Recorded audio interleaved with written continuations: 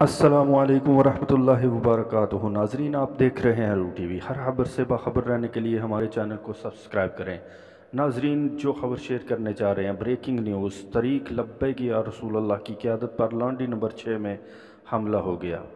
अल्हम्दुलिल्लाह, अमीर मोहतरम हाफ़िज़ साद हुसैन रिजवी बाखरियत हैं, लेकिन नाजरीन, गोलियां लगने से कई कारकुन ज़ख्मी हुए, जिनको तफ्शीशनाक हालत में हस्पताल में मुंतकिल कर दिया गया है।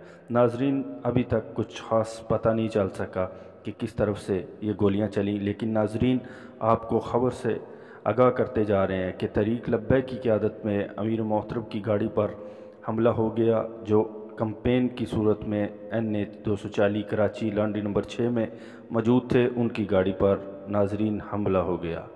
नाजरीन, हर खबर से बाखबर रहने के लिए हमारे साथ रहें।